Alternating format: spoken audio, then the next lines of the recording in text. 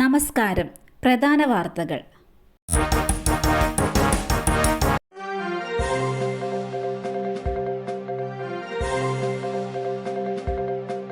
തോറ്റു പിന്മാറാൻ തയ്യാറല്ല. ആവശ്യങ്ങൾ നേടാതെ സമരം അവസാനിപ്പിക്കില്ലെന്ന് ആശാവർക്കർമാർ. സമരം കടുപ്പിക്കാൻ ആശാവർക്കർമാർ.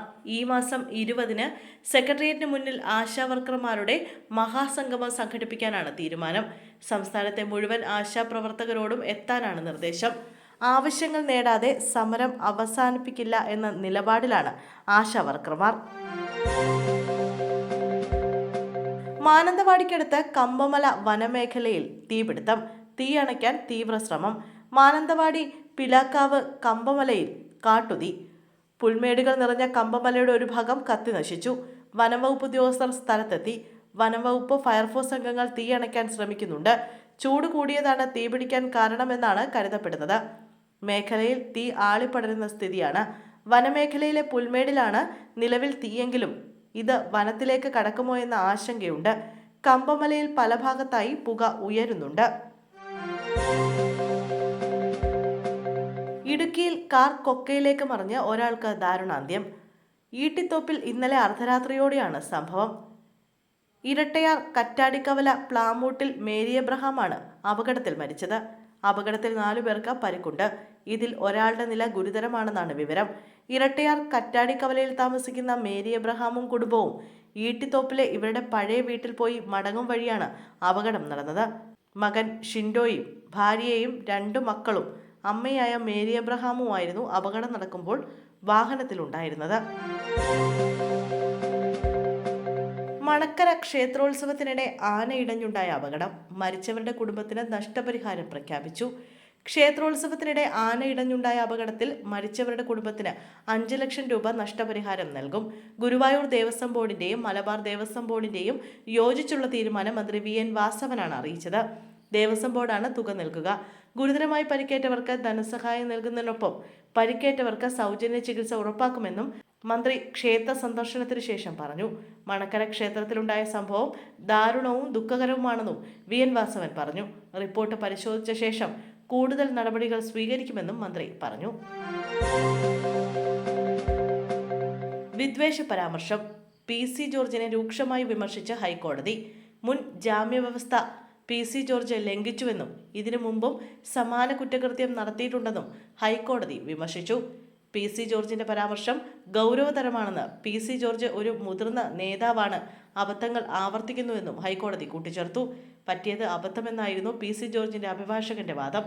സമാനമായ 4 കുറ്റകൃത്യങ്ങൾ PC ജോർജിനെതിരെ രജിസ്റ്റർ ചെയ്തിട്ടുണ്ട് എന്ന് പോലീസ് പറഞ്ഞു. ഓട്ടോറിക്ഷ മറിഞ്ഞ 10ാം ക്ലാസ് വിദ്യാർത്ഥിനിക്ക് ദാരുണാന്ത്യം. ഫോർട്ട് കൊച്ചി വെളിയിൽ ഓട്ടോറിക്ഷ മറിഞ്ഞ 10ാം ക്ലാസ് വിദ്യാർത്ഥിനി മരിച്ചു. പള്ളുരുത്തി സെന്റ് അലോഷ്യസ് സ്കൂളിലെ 10ാം ക്ലാസ് വിദ്യാർത്ഥിനിയായ ദർശനയാണ് മരിച്ചത്. നാളെ 10ാം തരം ICSE പരീക്ഷയായതിനാൽ ഓട്ടോറിക്ഷയിൽ ട്യൂഷന് പോവുകയായിരുന്നു. ബസ്സിന് സൈഡ് കൊടുക്കുന്നതിനിടെ ഓട്ടോറിക്ഷ മറിയുകയും അടിയിൽപ്പെട്ട ദർശന മരിക്കുകയുമായിരുന്നു. ദർശനെ ആശുപത്രിയിൽ എത്തിച്ചെങ്കിലും രക്ഷിക്കാനായില്ല. മൃതദേഹം പോസ്റ്റ്മോർട്ടത്തിന് ശേഷം കുടുംബത്തിന് വിട്ടു നൽകും.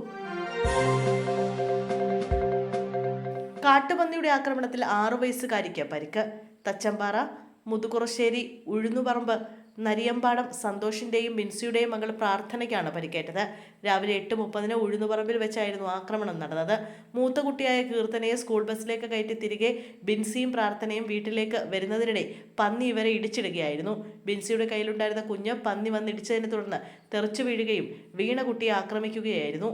പ്രദേശവാസികൾ ചേർന്ന് കുഞ്ഞിനെയും ബിൻസിയെയും തച്ചമ്പാറയിലുള്ള സ്വകാര്യ ആശുപത്രിയിൽ പ്രവേശിപ്പിച്ചു. കുട്ടിയുടെ ഇടത്തെ കാലിൽ 2 ഇടങ്ങളിലായും തലയിലും മുറിവേറ്റു. ചാലക്കുടി ബാങ്ക് കൊള്ള. പ്രതി റിജോ റിമാൻഡിൽ. പ്രതിയെ കസ്റ്റഡിയിൽ വിടണമെന്നാവശ്യപ്പെട്ട് അപേക്ഷ സമർപ്പിച്ചിട്ടുണ്ട്. കഴിഞ്ഞ ദിവസമായിരുന്നു പ്രതി റിജോയെ പോലീസ് അറസ്റ്റ് ചെയ്യുന്നത്. വീട്ടിലെത്തിയായിരുന്നു അറസ്റ്റ്. ബാങ്കിൽ നിന്നും മുഴുവൻ പണവും കൈക്കലാക്കാൻ പദ്ധതി ഉണ്ടായിരുന്നില്ലെന്ന് റിജോ പോലീസിന് നൽകിയ മൊഴിയിൽ പറയുന്നു. ആവശ്യമുണ്ടായിരുന്ന പണം ലഭിച്ചെന്ന് ഉറപ്പായതോടെ ബാങ്കിൽ നിന്ന് പോവുകയായിരുന്നു. ബാങ്ക് മാനേജർ മരമണ്ടനായിരുന്നു. കത്തി കാട്ടിയ ഉടൻ മാനേജർ മാറിത്തന്നു. മാനേജർ ഉൾപ്പെടെ 2 ജീവനക്കാർ എതിർപ്പ് പ്രകടിപ്പിച്ചിരുന്നെങ്കിൽ കവർച്ചാ ശ്രമത്തിൽ നിന്ന് പിന്മാറുമായിരുന്നുവെന്നും പ്രതി പോലീസിനോട് വ്യക്തമാക്കിയിരുന്നു. CITU പ്രവർത്തകന്റെ കൊലപാതകം. പ്രതികളിൽ ഒരാൾ DYFI മുൻ യൂണിറ്റ് സെക്രട്ടറി. പെരിനാട് CI2 പ്രവർത്തകനായ ജിതിന്റെ കൊലപാതകത്തിൽ പ്രതികളിൽ 2 പേർ മുൻ ഡിവൈഎഫ്ഐ പ്രവർത്തകർ. 7-ാം പ്രതി മിഥുനും 4-ാം പ്രതി സുമിത്തിനുമാണ് DYFI ബന്ധമുണ്ടായിരുന്നത്. Mithun DYFI Madathumoozhy unit സെക്രട്ടറിയും സുമിത്ത് എക്സിക്യൂട്ടീവ് കമ്മിറ്റി അംഗവുമായിരുന്നു. ഇവരുടെ ഡിവൈഎഫ്ഐ ബന്ധത്തിൽ സംഘടനയുടെ ജില്ലാ നേതൃത്വം പ്രതികരിച്ചു. RSSൽ നിന്നുമാണ് ഇരുവരും ഡിവൈഎഫ്ഐയിലേക്ക് വന്നതെന്നും ഏതാനും മാസമേ പ്രവർത്തിച്ചുള്ളൂ എന്നാണ് ഡിവൈഎഫ്ഐ ജില്ലാ നേതൃത്വത്തിന്റെ പ്രതികരണം. CPM ഏരിയ സമ്മേളന ഫണ്ട് വെട്ടിച്ചെന്ന പരാതി. BJP നേതാവ് മധു മുല്ലശ്ശേരിക്ക് ജാമ്യം. ഹൈക്കോടതിയാണ് മുൻകൂർ ജാമ്യം അനുവദിച്ചത്. നേരത്തെ കേസിൽ മധുവിന്റെ മുൻകൂർ ജാമ്യാപേക്ഷ തിരുവനന്തപുരം സെഷൻസ് കോടതി തള്ളിയിരുന്നു. CPM പരാതിയിലാണ് മധു മുല്ലശ്ശേരിക്കെതിരെ കേസെടുത്തിരിക്കുന്നത്. തട്ടിപ്പ്, വിശ്വാസവഞ്ചന എന്നീ കുറ്റങ്ങൾക്കുള്ള വകുപ്പാണ് ചുമത്തിയിരിക്കുന്നത്. CPM മംഗലപുരം ഏരിയ സമ്മേളനത്തിനായി പിരിച്ച പണം തിരിച്ചു തന്നില്ലെന്നാരോപിച്ച് മംഗലപുരം ഏരിയ കമ്മിറ്റി ആറ്റിങ്ങൽ ഡിവൈഎസ്പിക്ക് പരാതി നൽകിയിരുന്നു. തന്നെ ഏരിയ സെക്രട്ടറി സ്ഥാനത്ത് നിന്ന് മാറ്റാനുള്ള തീരുമാനത്തിൽ പ്രതിഷേധിച്ചായിരുന്നു മധു പാർട്ടി വിട്ട് BJPയിൽ ചേർന്നത്.